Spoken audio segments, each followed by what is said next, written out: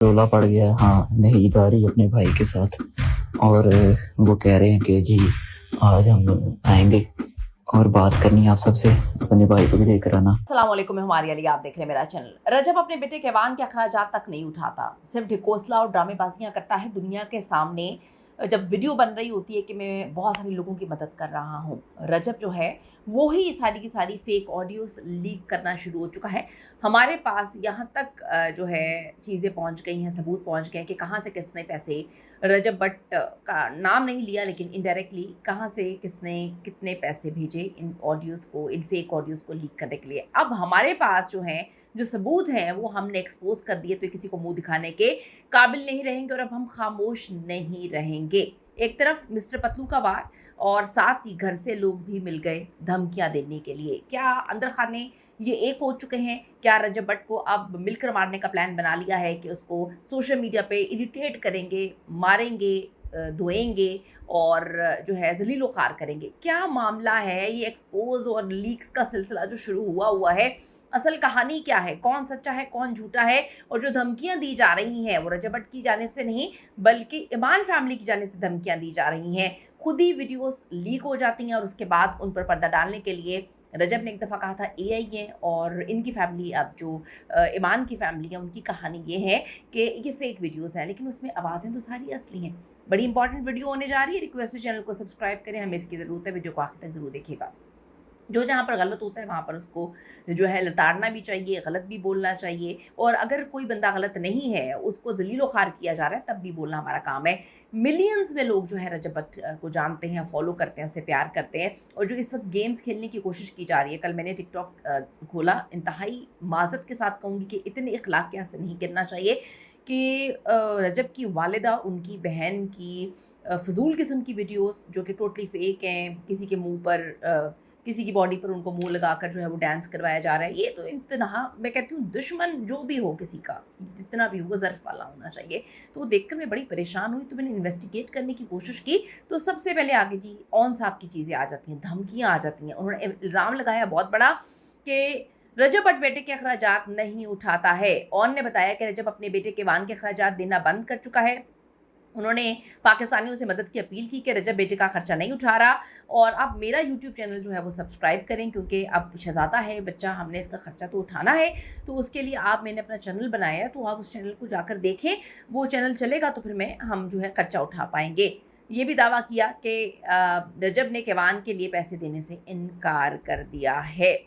आप सबको कल दिखाई थी कुछ ऑडियो सुनवाई थी, जहाँ पर जो है किस तरह से जो रजब की वाइफ़ ही हैं अभी मौजूदा, वो किस तरह से उनकी वालिदा जो है अजीब-व-गरीब किस्म की बातें कर रही थीं और रजब के वालिद के बारे में बड़ी अजीब-सी बात कर रही थीं। तो उस पर इन लोगों का स्टांस ये है कि वो सब कुछ झूठ है, सब कुछ जाली है। हालाँकि एक लाइव पॉडकास्ट में जाकर इन्होंने कहानी सुनाई थी कि हमने एक ग्रुप बनाया हुआ, उसमें हम बातें करते हैं, वहाँ से किसी ने कुछ निकाल दिया होगा तो मैं कुछ नहीं कह सकता। जब रेहान तारिक ने बोला कि हमारे पास तो सबूत हैं, आपको पता है फिर हमारे पास सबूत तो होते हैं, उस टाइम ये आएँ-बाएँ शाएँ कर रहा था और इसने सच बोल दिया वहाँ पे बैठ के कि हाँ जी, हमने एक ग्रुप बनाया हुआ है फैमिली का, उसमें हम जो है बातें करते हैं तो उसमें चीज़ें लीक हो जाती हैं। अब ज़रा कहानी सुनें इनकी। लेकिन अगर लास्ट वार्निंग, अगर इसके बाद कोई ऐसी चीज मंजरे आम पे आई, झूठी बना के आई या कोई आई, तो फिर मैंने सच्ची चीजें निकालनी शुरू कर देनी है और मुझे फिर रोक कोई नहीं सकता। अभी भी खामोशी रखी है, आगे भी खामोशी रखूंगा। आज के बाद अगर किसी ने ये हरकत की तो फिर मैं ऐसी ऐसी चीज निकालूंगा ना, ऐसी ऐसी चीज कि लग समझ आएगी सबको, थर्ड पर्सन को भी लग जाएगी और बाकी सबको भी लग जाएगी। ठीक है, लास्ट वार्निंग। मैंने सब रिकॉर्ड मेरे पास ट्रैक हो गया हुआ है, किधर से क्या हो रहा है, किधर से पैसे जा रहे हैं, किधर से ये जा रहा है, सारा रिकॉर्ड आ गया। और एक एक चीज़ खोलूंगा अगर आज आपके इसके बाद मेरे पे कोई एलिगेशन या कोई इल्ज़ाम लगाया। ज़रूरत से ज़्यादा खामोशी जो है ना, ज़रूरत से ज़्यादा भी खामोश रहना इंसान को वो ख़राब कर देता है। मैं खामोश रह रहा हूँ, मैं माफ़िया मांग रहा हूँ, मैं कुरान पे हाथ रख के माफ़िया मांग रहा हूँ, मैं पॉडकास्टर में जाके माफ़िया मांग रहा हूँ, मैं हर जगह माफ़िया मांग रहा हूँ। अगर आप पॉडकास्ट में जाके माफ़ी ना मांगते और पॉडकास्ट में जाके घर की सारी बातों को नंगा ना करते, इतनी फ़िज़ूल बातें ना करते, घर की बातों को कोठों पे ना चढ़ाते, घर की बातों को जो है सड़क पे हंडियाँ ना फोड़ते, तो शायद जो आप माफ़ी की ड्रामेबाजियाँ कर रहे हैं वो माफ़ी मिल भी जाती। लेकिन ये तेवर नहीं होते माफ़ियों के, जिस तरह से आप जो है पहले जाकर एक बंदे के मुँह पे चपेड़े मार दें, मारे जाएँ। वो कह रहे हैं ये ना करो, ना करो, ये ना करो। चपेड़े पूरी मारने के बाद जो है उसके बाद आप कहें कि मैं तो माफ़ी माँगने आया था और देखिए पूरी दुनिया के सामने मैंने माफ़ी माँग ली। मैं चपेड़े मारूँगा, ठीक है, चुटकियाँ भी काटूँगा, लेकिन फिर मैं दुनिया के सामने माफ़ियाँ भी माँगूँगा और मैं कुरान पाक भी उठाऊँगा। ये जो है ये बात कर रहे हैं। अब जो वो कहते हैं कि जी रजब पैसे देकर जाली ऑडियोज़ और चैट्स लीक करवा रहा है, ये इल्ज़ाम लगाया है उन्होंने। एक टिकटॉक लाइव में उन्होंने कहानी सुनाई है कि जाली चैट्स और स्क्रीनशॉट्स मेरे आईडी और व्हाट्सएप नोट्स इस्तेमाल करके बनाए जा रहे हैं, ये सब झूठे हैं। बोला गया है इनडायरेक्टली कि रजब पैसे देकर जो है सब कुछ कर रहा है ताकि इनकी फैमिली की बदनामी हो। ये भी कहा कि वो खामोश रहे, लेकिन अब वो सच सामने लेकर आएंगे, उनके पास बड़े सबूत हैं और वो ये सारी चीज़ें जो है आउट करेंगे। जब मैं बार बार बोल रही हूँ कि जब रेहान तारिक साहब ने बोला कि जी हमारे पास भी बड़े सबूत होते हैं, तो आपकी क्या ऑडियोज़ जो हैं वो जाली हैं या लीक हुई हैं, तो इन्होंने कहा कि नहीं, वो हमने एक ग्रुप बनाया हुआ है तो वहाँ पे शायद ऐसा हो गया हो, वहाँ पे किसी ने जो है वो उस ग्रुप से बातें निकालनी, उस ग्रुप में मेरी बहन भी है, उस ग्रुप में जो है मेरी वालदा भी हैं। तो सच्ची बातों को इन्होंने झूठा साबित करने के लिए अब सारे का सारा इल्ज़ाम लगा दिया।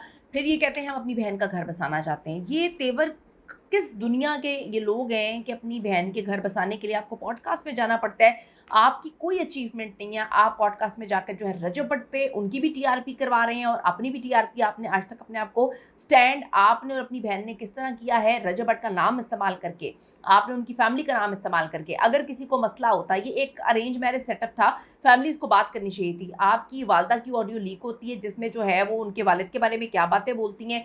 आप किस तरह से रजब की माँ का नाम लेकर उसको मुखातिब करते हैं कि जी रोला पै गया, अब तो वो आ रही है, वो तो ये है। ये करतूत अगर होंगे तो कौन सा ससुराल चाहेगा कि आपकी घर की बेटी जो है, आपकी बहन जो बिल्कुल आप जैसी हरकतें कर रही है, वो उनके घर में आए और घर बसाएं। अब आपने पूरी की पूरी दुनिया के सामने इतना बड़ा एलिगेशन लगा दिया कि रजब भट्ट जो है वो पैसे भी नहीं देता, वो इतना बुरा बाप है, यानी कि वो बुरा हस्बैंड भी है, बुरा बाप भी है, धोखेबाज। जी, मैं कभी भी चीटिंग को जो है वो जस्टिफाई नहीं करूँगी, धोखा उसने दी है, चीटिंग की है, लेकिन ये आपकी मर्ज़ी थी कि आप उनके साथ रहें या आप रिश्ता ख़त्म कर दें। आपने रिश्ता रखने पर जो है वो फोकस किया, लेकिन जो इस वक्त हरकतें हैं मेरे लिए, तो मैं तो बड़ी परेशान हो रही हूँ कि बार बार मैंने कल एक लाइव देखा जिसमें रजब बोल रहा था कि जी मैं बार बार कह रहा हूँ कि घर की बातें हमारी मत लेकर आएँ, मत लेकर आएँ। तो घर की बातें कौन लेकर आ रहा है? आपकी बीवी की फैमिली लेकर आ रही है। मेरे लिए तो बड़ी अजीब सी बात है। ऑन ने जी एक रील में माफ़ी भी मांगी थी। सोशल मीडिया पर तेज़ी से चीज़ें फैल रही हैं और लोग कह रहे हैं कि एक तरफ मिस्टर पतलू मुबैना तौर पर रजब भट्ट के पीछे पड़ा हुआ है और उसी वक्त जब रजब पे कोई प्रॉब्लम्स चल रही होती हैं दुनिया की तरफ से, चाहे केस हो या अंदर से कोई बाहर से कोई मार रहा हो, तो ये लोग यानी कि जो इनकी बीवी की फैमिली है वो उन पर बहुत ज़्यादा अटैक कर रहे हैं, पकड़ कर ऑडियोज़ भी इनकी लीक हो रही हैं या कर रहे हैं। उसके बाद जो है फुटेज खा रहे हैं। इस वक्त कहते हैं जी बाप तो देखो पैसे देता नहीं है, मैं अपना यूट्यूब बना रहा हूँ तो आप मेरा यूट्यूब सपोर्ट करिएगा। पॉडकास्ट में जाके कहता है कि जी मैं टिकटॉक लाइव से है 10 लाख रुपया कमा लेता हूँ, यानी कि उसी के नाम पर तुम पैसे कमा रहे हो, उसी को पकड़ के तुम पीछे छुरी मार रहे हो। इस वक्त उसको शायद अपनी फैमिली की सबसे ज़्यादा ज़रूरत है। तुम लोग फैमिली ही थे और तुम लोग पीछे पकड़ के क्या क्या चीज़ें बोल रहे हो, तो बड़ी अजीब सी बात है। ये भी कहानी ज़रा सुनो। मैं हर जगह माफिया मांग रहा हूँ भैया, बस कर दो, माफ कर दो, माफ कर दो। फिर कोई ना कोई चीज़, फिर कोई ना कोई चीज़, फिर कोई ना कोई चीज़। लास्ट वार्निंग, एक बंदा है ठीक है, उसको आप मारी जा रहे हो, टैकल जो लेट से बॉक्सर है, वो सिर्फ अभी डिफेंड कर रहा है कि यार नहीं वो कह रहा सॉरी, लेकिन उसने एक ही मारनी है। फिर तो ऐसी जगह पर रख के मार रही है ना कि बचना पीछे फिर कख नहीं।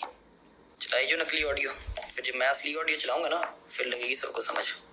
लास्ट वार्निंग, सिर्फ से कोई कॉम्प्रोमाइज़ नहीं। आप सब करके देख लिए, कुरान पे हाथ रख के माफ़ी मांग ली, हर काम करके।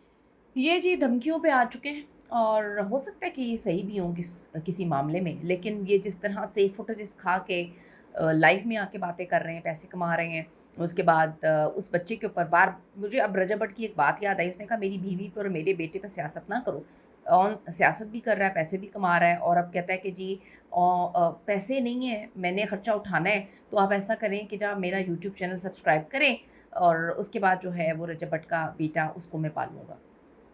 इस पर आपकी क्या राय, अपनी कीमती राय ज़रूर दीजिएगा। मैं तो परेशान हो गई हूँ कि किस तरह के लोगों में लोग फंस गए हैं और इस तरह से लोग किस तरह से रिश्ता चलाने के लिए बातें करते हैं। ये कौन से तेवर होते हैं बेटी का घर बसाने का या बेटे का घर बसाने का? कीमती राय जरूर दीजिएगा। सी यू इन द नेक्स्ट।